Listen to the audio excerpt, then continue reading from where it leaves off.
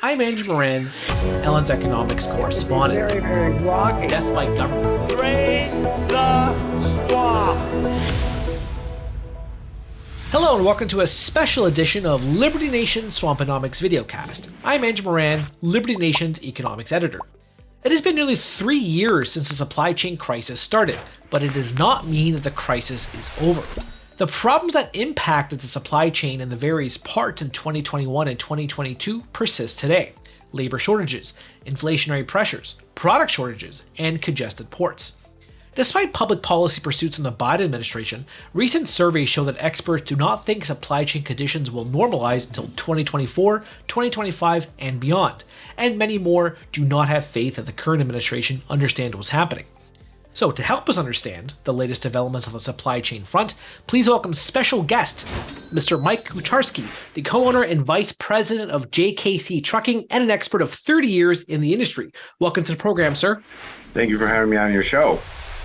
So first, for a long time, the media published many stories talking about the supply chain crisis in 2021, and the administration discussed how it was working to ease the challenge.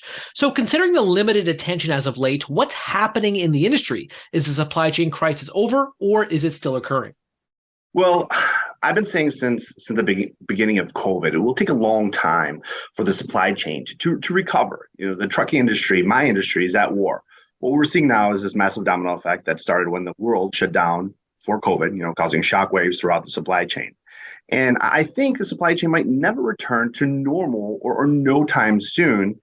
This might be the new norm. Why? Because we now live in a world full of unknowns, future pandemics, political unrest, wars, climate disasters, increased difficulties in obtaining raw materials are now constant possibilities. It's time to reinvent the supply chain to be less reliant on one or two dedicated sources. The only consistencies we see going forward is the need for capacity to flex quickly and often, I see. Mm-hmm. Now, before I get to my next question, you're talking about changes in the industry. What kind of changes would you want to see? Are we talking about changing the sources from China, more insourcing, like we're seeing currently of companies going back to the United States, or finding different markets like Vietnam and Thailand? Or are we talking about federal support for the industry? What kind of changes do you think? No, excellent question, and thank you for asking this question, because we need a call to action. To tackle these supply chain disruptions, we need all hands on deck, all Americans to unite to get these, number one, fuel costs under control.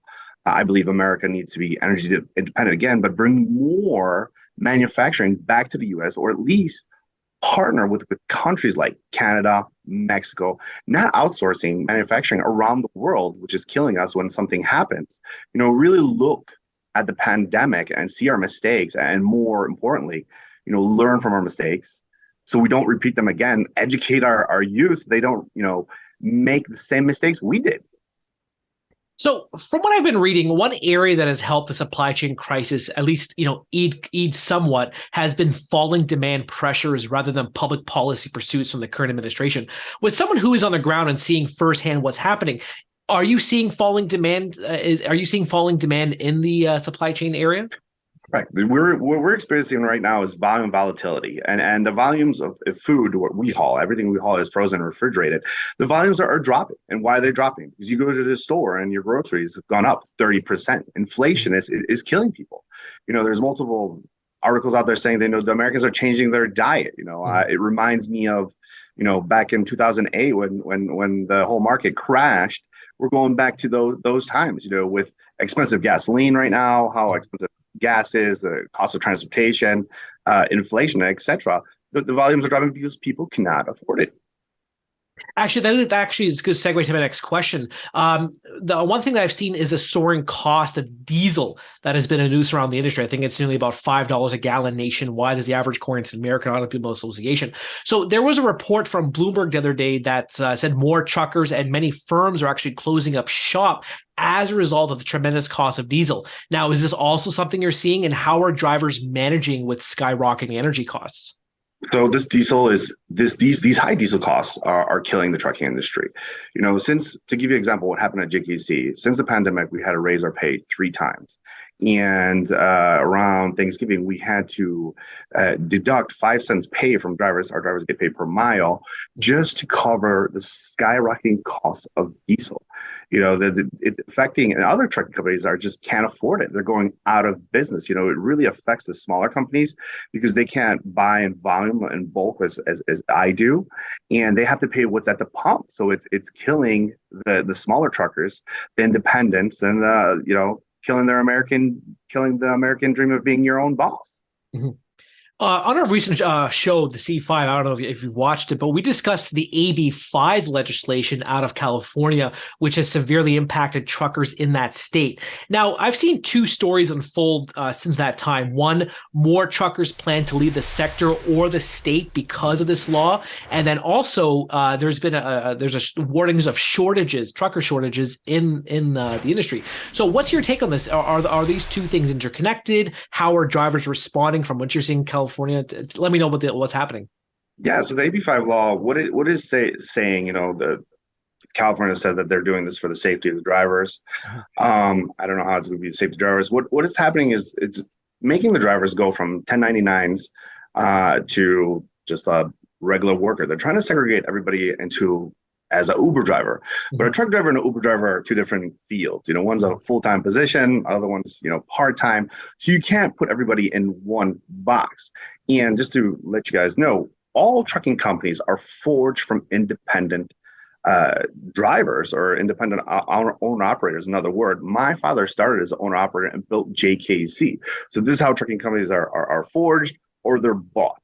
So if you're taking this away, it's the American dream to be your own boss, have your own equipment, be in charge. And what they're doing is they're forcing all these owner operators that worked hard, come to this country trying to build their business out of the state of California because they have no option, and it's causing a shockwave and a disruption of the supply chain. I want to say I was reading an article about 85 or 90% of the truckers that go into the port of Oakland are all owner operators. So let's say that diminishes. Who's going to haul all this product out of the Oakland port all over the U.S.? Now, take AB5 out of the equation and how the industry is addressing the shortages. What are companies doing, adapting to that environment and attracting and retaining talent? Well, what was happening recently at the beginning of the year is all the trucking companies were fighting for the drivers because there's a lack of drivers. There's still a shortage of drivers. Right now, you're not feeling it because the volumes have dropped. But this is going to be an ongoing issue because what's happening is the driver pool of truck drivers is much older. And when these drivers go to retire soon, who's going to fill that hole? And then, every day in America, there's more and more people. So, for example, JKC, what we're doing, we started training Native American drivers from South Dakota to become truck drivers, to have a full-time job. We're already on our second student to fill these holes, and if you have to find new blood to get, bodies behind the wheel of these trucks to move the product to feed the American people. And finally, before I let you go, there was a recent CNBC survey that found that most leaders in the supply chain industry do not expect conditions to normalize until 2024, 2025, or even beyond. Do you agree with this time frame? And if so, what kind of environment should we see before we can declare the crisis to be over? I mean, I don't see it calming down till at least maybe the earliest would be end of 2023 to 2024 to stabilize, because we've had so many things happening with the supply chain, the volumes, the consistency will only, going forward is the need for capacity. So it's either we go to 100 miles an hour or back down to zero. So it's hard to say what's going to be. It won't be anytime soon, I would say, in the near future. Do you think a recession is what could help stabilize supply chain conditions? I mean, getting the diesel prices under control would be great. Bringing some more manufacturing here so we don't have to struggle with these parts that, for example, one of my biggest issues was when they shut down, we get a lot of parts that truck parts from other countries, Japan, we were short air filters for the refrigeration units for almost 2 years because all of them are made in Japan and they couldn't get fast enough here through the ports, which affected our business, also our equipment because you have to replace the air filter to keep it going. It was a shock to the system. So that's why I say, we need to bring more manufacturing here. So next time there is a pandemic, a war, or whatever happens, we're more stable and not relying on other countries' products to run our country. All right. I'll thank Mr. Mike Kucharski for appearing on the program today. Thank you very much, sir. Thank you. I would like to thank Mr. Mike Kucharski for appearing on Swamponomics TV today. There are many challenges facing supply chains, whether it is elevated inflation or logistical problems. Although there are signs that conditions could be improving, from falling demand to slowing inflation, the global economy is not out of the woods yet. It is anybody's guess when it will be time to declare mission accomplished. That's for me this week. Please read my full Swamponomics column on the pages of LibertyNation.com and be sure to check out my previous interviews on Swamponomics TV. Thank you. Entertaining, informative, and just plain fun. Watch Liberty Nation's The Conservative 5. Produced by conservatives for conservatives. C5's The Left Free Zone. Hosted by Liberty Nation's Lisa K. Donner. Joined by a raucous, irreverent panel of authors. Deconstructing leftist narratives. Debating the hot topics. And remembering to laugh. Join the official conservative safe space. You only did that to piss Jeff off. Liberty Nation's The Conservative 5. I'm Andrew Moran, Ellen's economics correspondent. Very, very rocky. Death by government. Drain the swamp.